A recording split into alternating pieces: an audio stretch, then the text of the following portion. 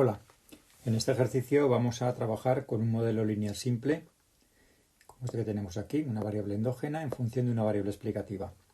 Como datos nos dan la estimación de la pendiente del modelo, beta sub 2, las medias de las variables endógena y exógena, el número de observaciones, 10, el sumatorio de los cuadrados de la variable endógena, la variable endógena estimada respecto de su media y elevado al cuadrado. Esto es lo que normalmente se llama también la suma explicada, que la utilizaremos más adelante. Y también nos dan el sumatorio de la variable explicativa respecto de su media y elevada al cuadrado. Esto es la x en desviaciones al cuadrado y sumada, ¿de acuerdo? Que también lo utilizaremos más adelante para sacar otro sumatorio. Bueno, lo primero que se nos pide en el ejercicio es la estimación mínimo cuadrática ordinaria del parámetro beta sub 1, es decir, de la constante del modelo.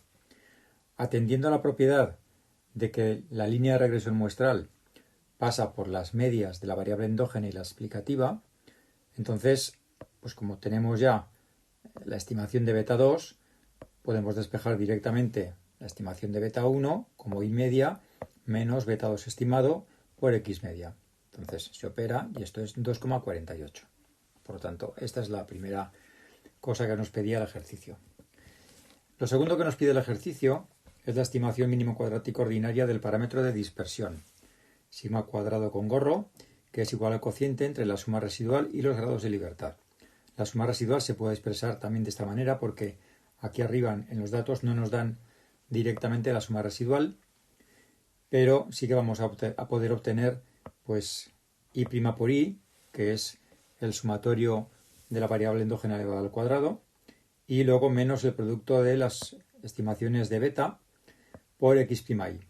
En el denominador tenemos los grados de libertad, que se pueden calcular fácilmente porque t es el número de observaciones 10 y k el número de parámetros, que en este modelo pues son 2. Entonces, como digo, del enunciado nos han dado ya el sumatorio de la variable endógena al cuadrado, que esto es justamente y' por i en términos de los vectores o del vector y' y del vector mismo i.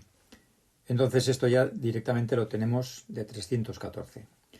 Ahora nos queda por saber el producto beta con gorro prima x'y, que no lo tenemos directamente, pero recordando las ecuaciones normales, sabemos que x' por i es igual a x'x por beta estimado y pues la estimación de los betas ya la conocemos y nos quedaría por saber la matriz x' por x, ¿de acuerdo? Esta matriz, que la tenemos aquí abajo, en este modelo lineal simple, tiene 4 elementos. En los elementos de la diagonal principal tenemos el tamaño muestral y el sumatorio de las x sub i elevado al cuadrado, y fuera de la diagonal tenemos el sumatorio de las x sub i. La t ya sabemos que es 10, el sumatorio de la x sub i no nos lo dan, pero nos dan la x media. Entonces, sabiendo la expresión de cómo se calcula la media de x, pues se puede despejar directamente el sumatorio de x sub i como el tamaño muestral por x media, es decir, 10 por 3, 30. Bien, y nos queda ahora el elemento sumatorio de las x sub i al cuadrado, que no nos lo dan directamente, pero sí tenemos el sumatorio de las x sub i en desviaciones y elevadas al cuadrado.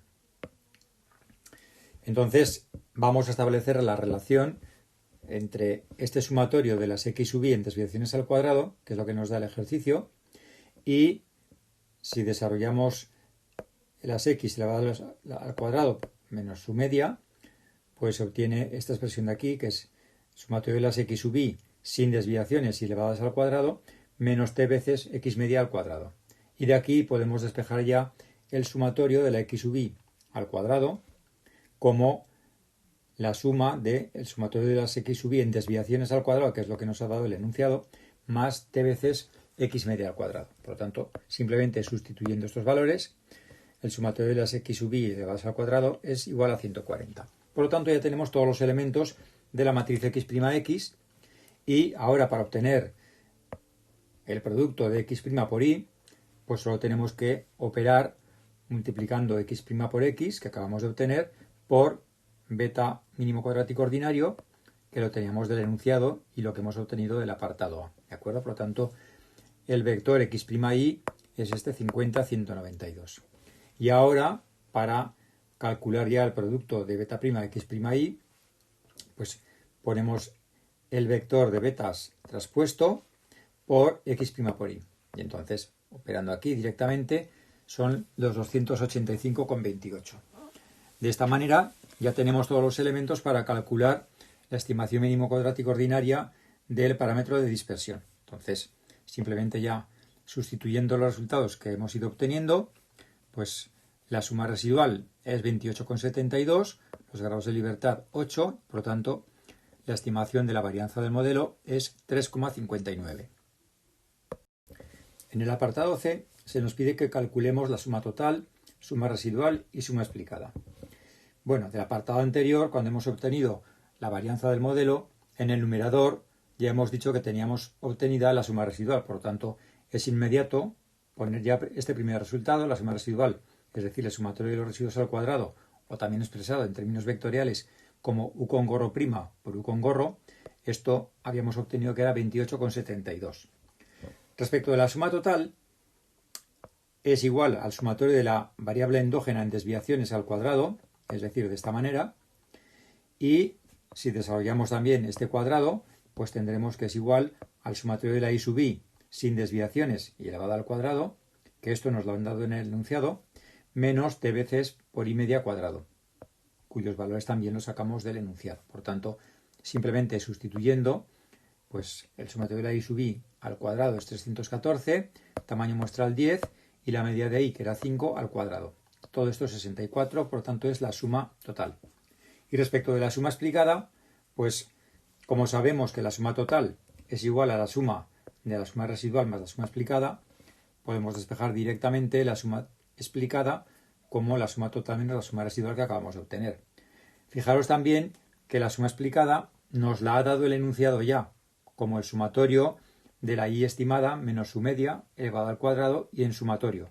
Eso, si os fijáis, el valor que nos habían dado coincide justamente con este valor que acabamos de obtener por este otro camino, ¿de acuerdo? Por lo tanto, así comprobamos que lo que hemos hecho está bien también.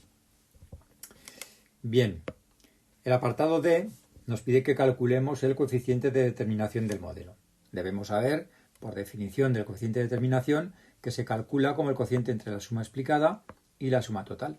Entonces las acabamos de obtener, por lo tanto el cociente entre ambos valores es igual a 0,55. Es decir, que el modelo estimado explica el 55% de la varianza de la variable endógena. Tiene un poder explicativo, bueno, no muy alto, pero dependerá del tipo de datos y del objetivo que tenga el investigador el que esto se valore mejor o peor. En principio 0,55 no es un valor que podamos decir que denota una buena estimación del modelo. Un ajuste del 0,55 es más bien escaso.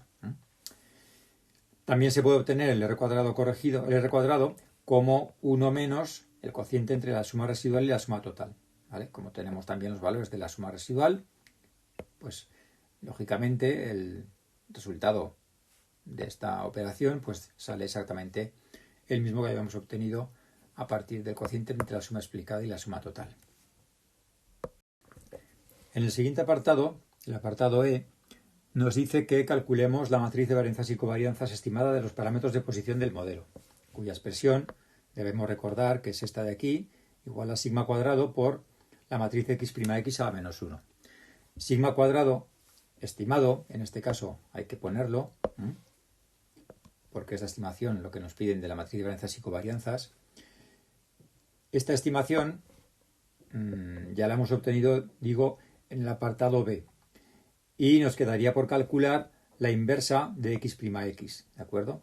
Entonces, recordando que la inversa de una matriz es igual a la matriz adjunta entre su determinante, bueno, como tenemos un modelo lineal simple, pues la matriz adjunta pues no es más que directamente poner la diagonal principal cambiada de orden y los elementos de fuera de la diagonal principal cambiados de signo.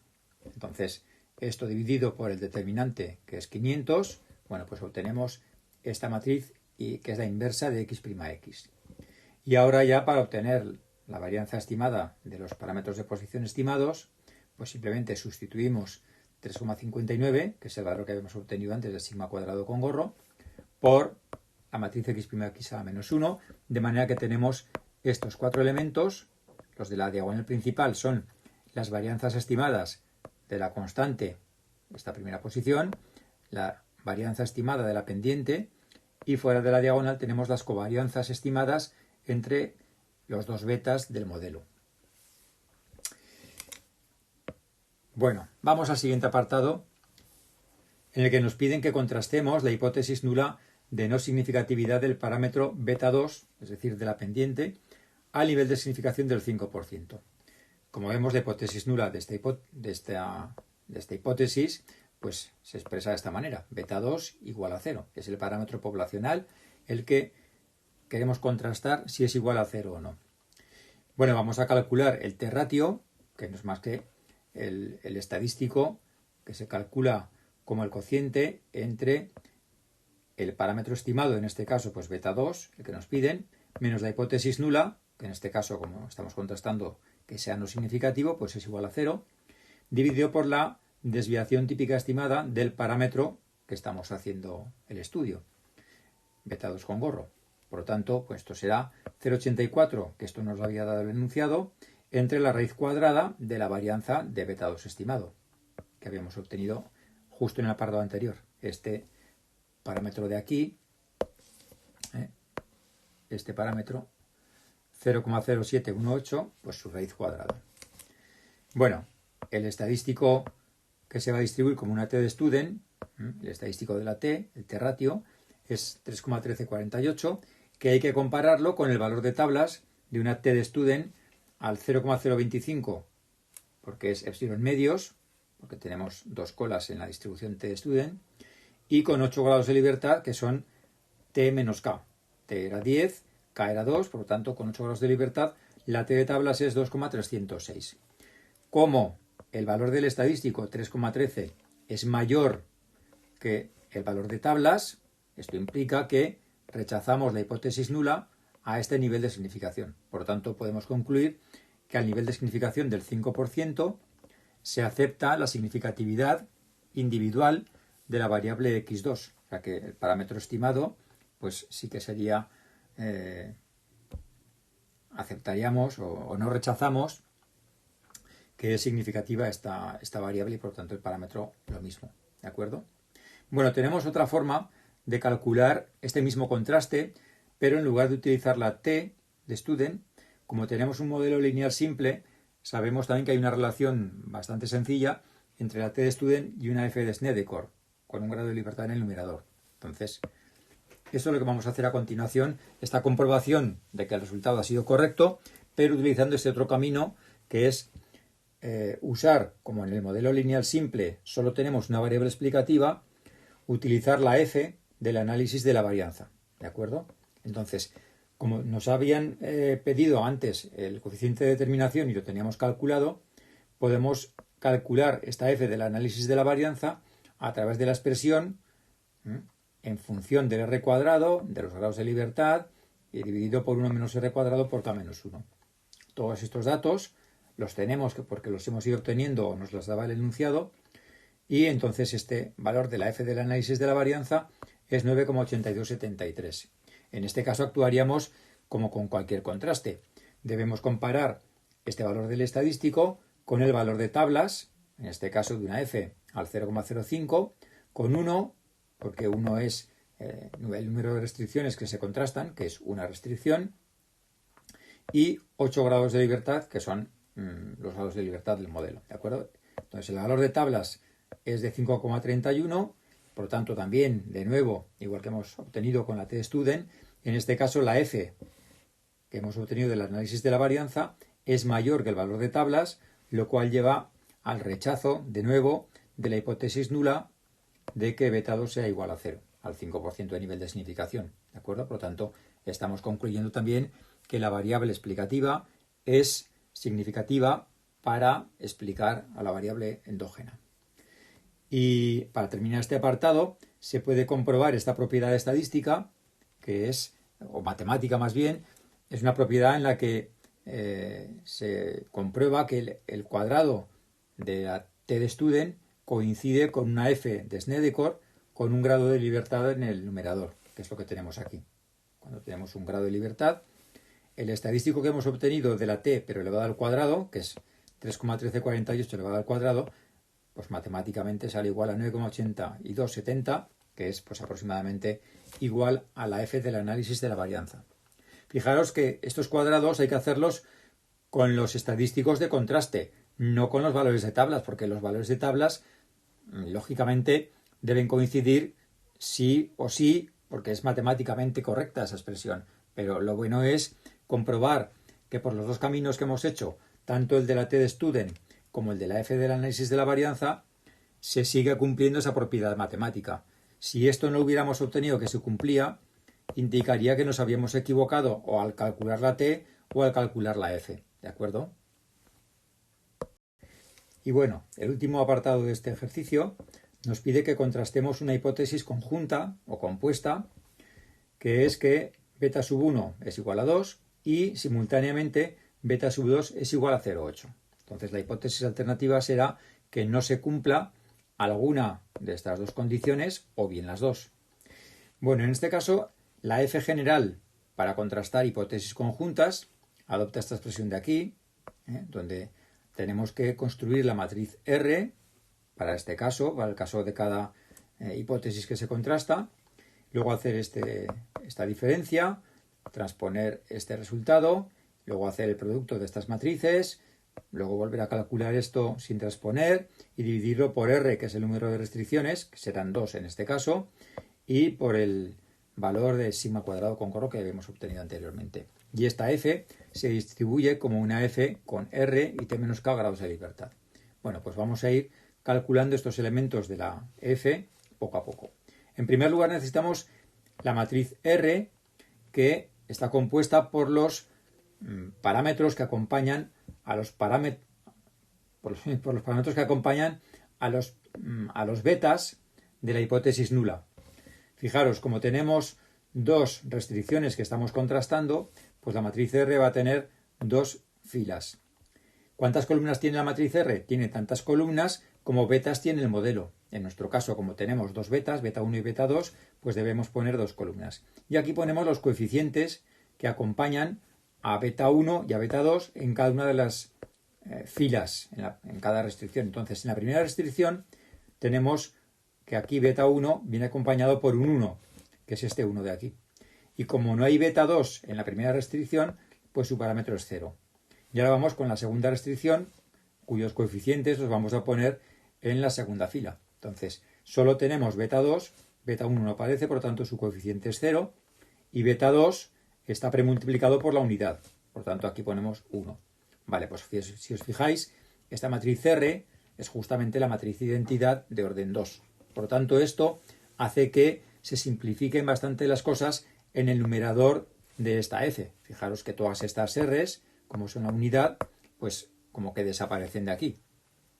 No es que desaparezcan, es que se multiplica por 1, con lo cual queda todo sin las R's. Entonces, en el numerador nos va a quedar beta con corro menos beta traspuesto. Ahora directamente aquí x', porque fijaros que tenemos x' menos 1 y elevado a menos 1. Por lo tanto, esto y esto se simplifica y nos queda directamente x'. Y luego el denominador que no ha cambiado. Bueno, vamos a calcular ahora la diferencia entre beta estimado menos los betas. Estos betas, este beta de aquí que está sin gorro, es el beta que aparece en la hipótesis nula. Es decir, a lo que se iguala a cada uno de los betas en la hipótesis nula. De alguna forma también son las constantes que aparecen cuando separamos a un lado los betas de la hipótesis nula de lo que no son betas, es decir, de las constantes. Entonces tenemos aquí la diferencia entre el vector de betas estimados por MCO menos beta 1 y beta 2 bajo la hipótesis nula, que valen, beta 1 vale 2 y beta 2 vale 0,8. ¿De acuerdo? Está lo que se igualan las hipótesis nulas. ¿De acuerdo? Entonces se hace esta diferencia y nos sale pues este vector. ¿De acuerdo? Bueno, entonces ya tenemos todo, porque la matriz X', la teníamos de un apartado anterior. Y ya también tenemos el vector beta con gorro menos beta. Y entonces, bueno, pues nada, se pone aquí traspuesto, aquí sin transponer. En el denominador está R, que es el número de restricciones, que es 2, y sigma cuadrado estimado, que era 359. Bueno, podemos hacer primero el producto de la matriz X' por beta con gorro menos beta, ¿de acuerdo? Entonces el producto de esta matriz por este vector es esto de aquí. Y se nos queda... no, perdón. Hemos multiplicado primero este vector por la matriz, y es 6 y 20, ¿vale? Y luego multiplicamos por beta con gorro menos beta sin transponer, ¿de acuerdo? También hacemos el producto de 2 por 3, 59, que es 7,18, y en el numerador, pues finalmente ya este producto de este vector por este es un escalar, 3,68, entre 7 y 18 es igual a 0,5125. Entonces ahora tenemos que comparar el valor de este estadístico con el valor de tablas de una f al 5% con 2 y 8 grados de libertad, que es 4,46. Como 0,5125 es inferior al valor de tablas, entonces estamos en la región de rechazo. Perdón, en la región de aceptación, porque la región de rechazo sería para valores de la f mayores que este valor crítico, ¿de acuerdo? Recordad que la f es una distribución de una sola cola, que es así más o menos, ¿eh? Y entonces aquí tenemos la f de tablas al 0,05, ¿eh? Entonces esta sería la región de rechazo y nosotros estamos en la región de aceptación, que es este valor de aquí, que está en la región de a la izquierda de la f, que deja a la derecha el 0,05 de probabilidad. ¿De acuerdo? Por lo tanto, la conclusión es que no podemos rechazar la hipótesis nula al nivel del 5%, por lo tanto, aceptamos la hipótesis conjunta para ambos valores de beta 1 y beta 2 que nos había planteado el ejercicio.